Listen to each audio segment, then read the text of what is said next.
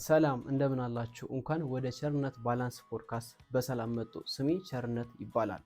ዛሬ ልደቴ እንደመሆኑ መጠን ለእናንተ ትልቅ ስጦታ ይዤ መጥቻለሁ። እቺን ቀን ለብዙ ጊዜያት ስጠባብቃት ከርሜ ዛሬ ደርሳለች። እናም ዛሬን በማየቴ በጣም ደስተኛ ነኝ። ለምን ለረጅም ጊዜ ሳስበው የነበረውን ቸርነት ባላንስ ፖድካስትን ዛሬ ላውንች ስላደረኩ በጣም ደስ ብሎኛል። ከወዲሁ የደስታ ተካፋይ ትሆኑ ዘንድ ጋብዝኳችሁ።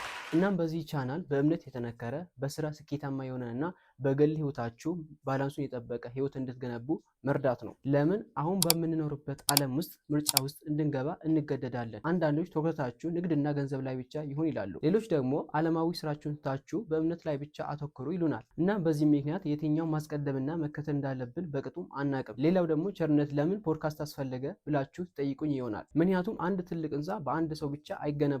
የብዙ ባለሙያዎች እውቀትና ልምድ ያስፈልገዋል። አሁን ጉዞውን የጀመርኩት ከመጽሐፍ ቅዱስና ከራሴ ህይወት የተማርኩትን ለእናንተ በማካፈል ነው። ወደፊት ግን ይህ ፖድካስት የብዙዎች መድረክ ይሆናል። በተከታታይ ክፍሎች የተለያዩ ስኬታማ የንግድ ሀሳቦችን ከነሰዎቹ መንፈሳዊ አባቶችንና ጠንካራ ልምድ ያላቸውን እንግዶች በመጋበዝ የእነሱን የህይወት ተመክሮ ለእናንተ በዚህ አደርሳለሁ።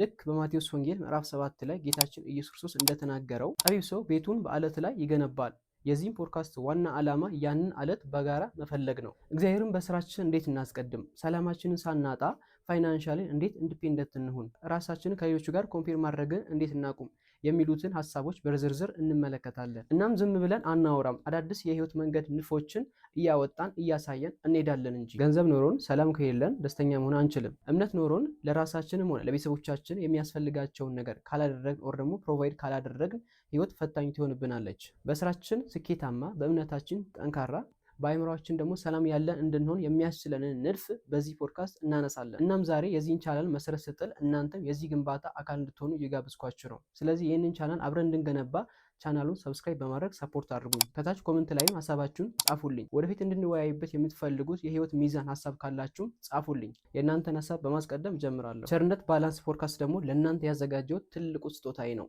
ያው እንደምትቀበሉኝ ተስፋ አድርጋለሁ። በሚቀጥለው ሳምንት ቅዳሜ ምሽት 1 ሰዓት ላይ በመጀመሪያው ኤፒሶድ እንገናኝ። እስከዛ ሰላም እግዚአብሔር አይለያችሁ። መልካም ሳምንት።